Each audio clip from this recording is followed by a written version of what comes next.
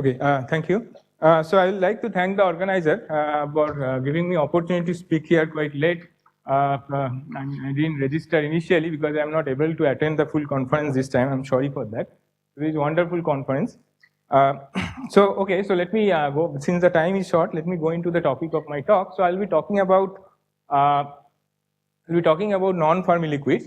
So before that, let me begin by thanking my collaborators. So this work, most of it has been done by an outstanding graduate student, Orijit, at ISC, and also great help from Professor Vijay Shenoy at ISC. So, so let me go into the motivation of the talk, and the motivation comes from this paradigm called non-Fermi liquids or strange metals. So these are metals where you don't have any quasiparticles, and you are trying to explain the transport in such a metal. So all the paradigms like in Ashcroft-Mermin that it doesn't work here. You can't describe using these known techniques, and till that there is no real known unambiguous technique to describe this.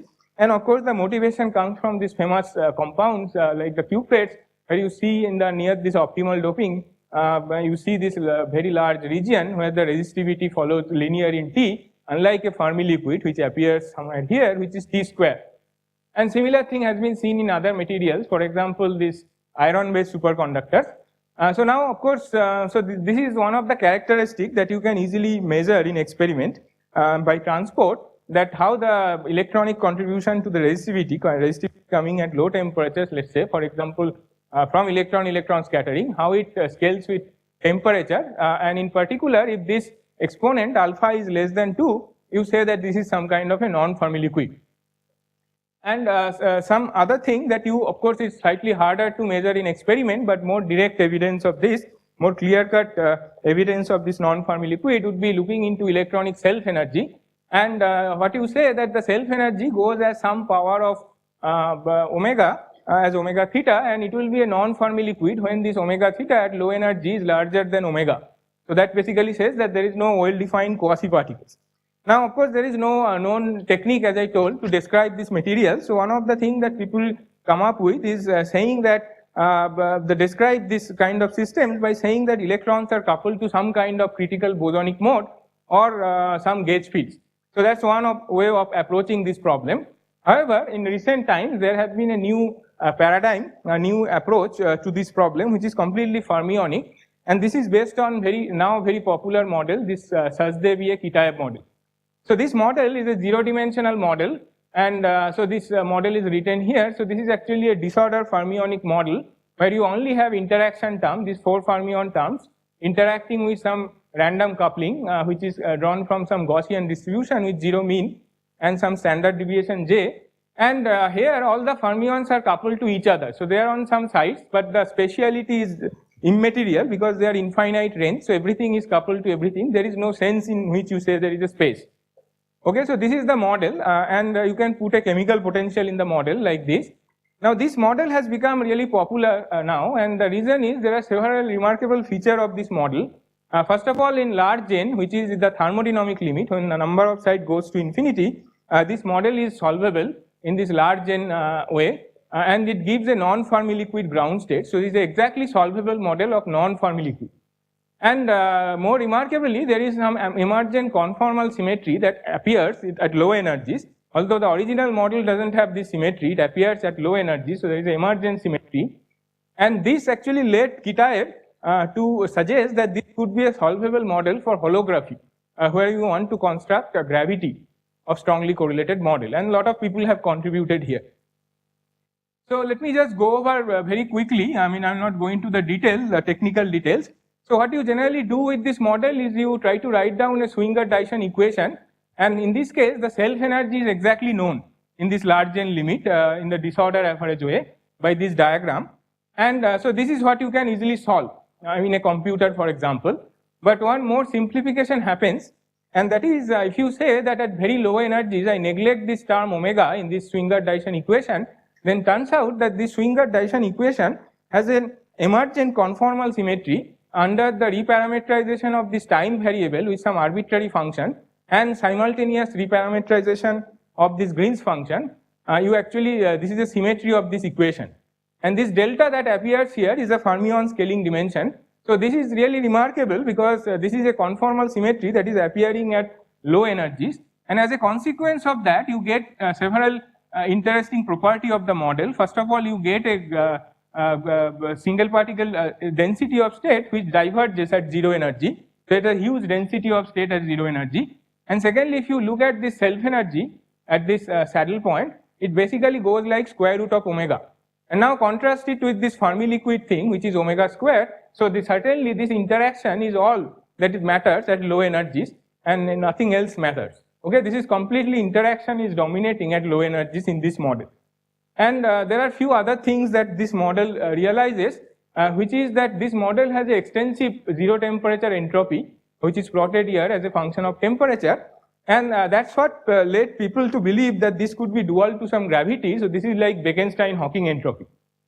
So now, so that's one thing. And another thing which actually Kitaev came up with is the fact that this model, you can define a chaos, which is somewhat different from classical chaos, but very similar. It's called quantum many-body chaos, which is characterized in terms of some correlation function. And this correlation function has a piece in this model, which is 1 over n, which goes like e to the power lambda LT, and so there is an exponential growth, which is like a Lyapunov exponent. And in this model, this Lyapunov exponent is exactly 2 pi t, okay, t being the temperature of the ensemble. Okay, and so this value is quite remarkable because it has been shown that this 2 pi t is maximum that any system, any quantum system in nature can have for this Lyapunov exponent. So this is so-called upper bound of Lyapunov exponent. It was shown by Maldacena and collaborators. So this is if you wish, is the fastest chaotic system, quantum chaotic system in nature, and it turns out that the black holes are also similar. Okay, so that's why it seems to suggest that there is a duality between black hole and this. This also called scrambling because Lyapunov exponent essentially says that how fast your information, local quantum information, are lost in the whole system. So that's why it's called also scrambling. And this is probably dual to gravity in ADS2 or something. I mean, it's not completely clear at this moment. Anyway, so now the question that we are asking that, so how do you generate different phases in this model? So for example, how do you generate a Fermi liquid? I said this is a non-Fermi liquid. How do you generate a Fermi liquid? It's very easy. You add a quadratic term to this model, and immediately this model becomes a Fermi liquid at low energies. So that means any quadratic perturbation is basically destroys this fine-tuned SYK phase, and you get the conventional Fermi liquid phase where the self energy goes as omega square. So quadratic term is always relevant, and this becomes always a Fermi liquid whenever you have some small quadratic perturbation. And that's the reason actually it's very hard to deal with this model in real system because always this phase will be destroyed. So what we want to do is to ask that, so this is a zero-dimensional model, there is no sense of space, so you cannot talk about transport in this model because it's just at zero dimension. So you would like to extend this to higher dimension, and this will help with asking question about transport in quasi-particleless system or even gravity in higher dimension like ADS4 or something. So the question is how to generalize this SYK model to higher dimension, and can we get new higher dimensional analog of SYK non-Fermi liquid? So that's the question that we are asking, and this is not an easy task because interaction effect you can show by simple power counting are at best marginal or irrelevant in higher dimension for fermions. So it's very hard to get non-Fermi liquids at higher dimension. So how do you do this? Now there are several approaches here. I will not go over this because my time is running out. So what people have tried to do is try to put this kind of SYK quantum dot on a lattice. So just imagine that you have many of these dots put on a lattice. So they generate a sense of space, and then you can talk about transport. So this is an approach that started by these people. This has some remarkable consequence. You can talk about transport in a quasi-particleless system like diffusion. However, the saddle point or the fixed point, the non-Fermi liquid fixed point remains to be same as the zero-dimensional SYK. So you don't generate any new fixed point. But you really want a new higher dimensional fixed point in this model. So there are several other approaches. None of them actually could achieve this at higher dimension because of this problem that the fermions are rarely non-Fermi liquid in any model at higher dimension. So here is what we did. So this is somewhat technical. So I'll just give the basic picture. So what you have to do, you have to somehow design the band structure that you put on a lattice so that this SYK physics is intact and maybe it will give new physics.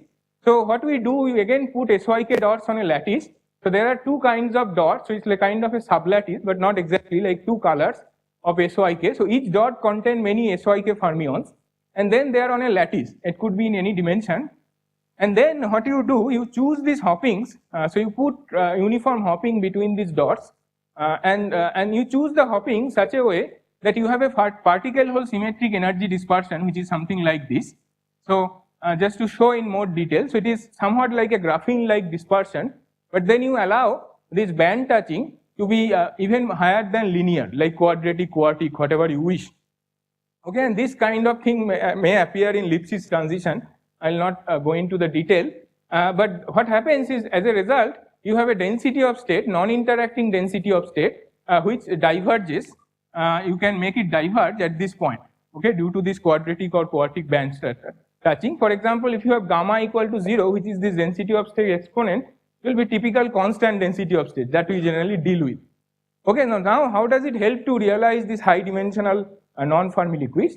So, so what you can do, you can define this SYK model, and so this is the model, the detail is not important, and you can again obtain the saddle point which is written here.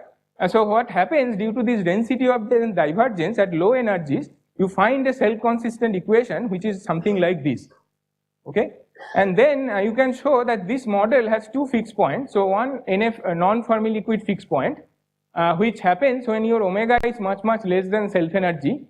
So you get a SYK like fixed point, but now with a non-trivial exponent gamma here, and as a result we can show that you basically get a tunable non-Fermi liquid phase where the fermion dimension can actually be tuned from the non-interacting fermions to the zero-dimensional limit, and you can access any of the other non-Fermi liquids in between.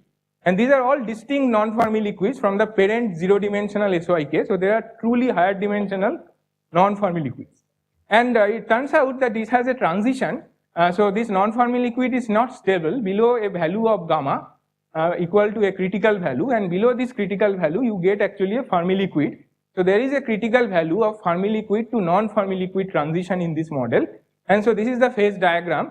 So you have this line of fixed points which are all NFL fixed points, distinct NFL fixed points. At gamma equal to 1 you get this zero-dimensional SYK, and we could also show how the entropy behaves in this thing, and we could actually check numerically that all the phase diagrams that we have obtained by solving numerical saddle point actually agrees, meaning that there is a transition between this fermion scaling dimension and all, and how the entropy behaves. So it turns out that this zero temperature entropy is only recovered when gamma, this density of state exponent, goes to 1. And we have also studied this chaos across this, so I will not go into the detail, but what we found that these NFL phases actually are also fast scrambler, meaning they have a Lyapunov exponent which is proportional to t. However, this coefficient, which was 2 pi, which is this maximum value, can be changed continuously in this model. So it can have any value between let's say 0 and some value to this 2 pi, which is the maximum possibility, and in the Fermi liquid phase it becomes some other Lyapunov exponent, t going as some power and the power being greater than 1. So this is more conventional. So this is really, so this is the main message, that you can generate a higher dimensional SYK non-Fermi liquids in this kind of model, and it could be relevant for understanding non-Fermi liquids in higher dimensions. Thank you. Questions? Yeah, thank you.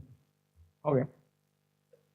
Sumilan, that you were talking about the fixed point, so have you done the RG calculation? RG is not needed because it's large and you can exactly solve it. Large you can exactly solve it. Yeah.